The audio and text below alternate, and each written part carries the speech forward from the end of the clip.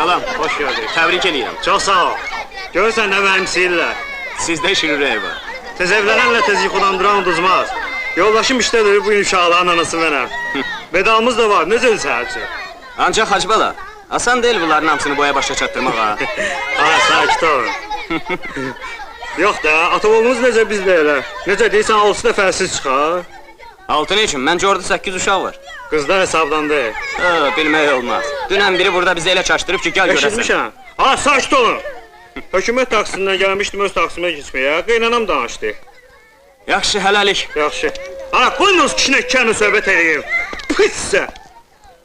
Fikir eləmə. Kürün suyu gəlir Bakıya. Şad xəbər olasan. Dayanın, ay yoldaş, bir dəqiqə. Dayanın, dayanın, kömək edin, dayanın.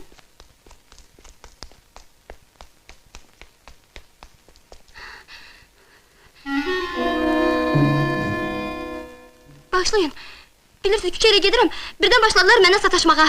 Yaylığım da qaldı onlarda. Neçə nəfərdilər? 2 nəfər, yeni yetmə. Qələt eləyiblər, baş qoşmayın. Yox, qorxuram. Birdən qayıdarlar. Olar mən sizinlə gedim, cəmi 3 gün yolun qalıb. Buyurun.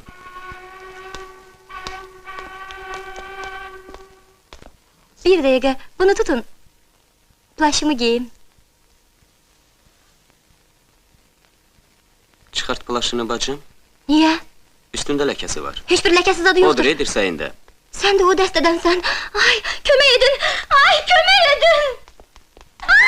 Ne olub babalar, ne olub? Ne olub orada? Başı xarab olub, atıb çamadanını qaçır. Aa, bizim Rüstəmmiş ki, mən də deyirəm görürsən ne olub? Dayan. Qan ləkəsidir. Bayaq deyəsən dirsəyimi oğlanın burnuna ilişdirmişəm. Sən də qəribə adamsan ha. Gah kömək istəyirsən, gah da çığır bağır salırsan.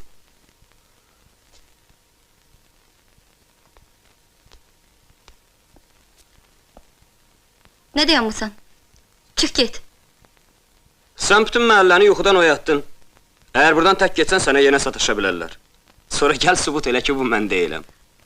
Yaxşı, bəs indi mən neynəməliyəm? Düş qabağıma. Səni çıxardım məhəlləmizdən. Ancaq sən o biri səki ilə gedəcəksən.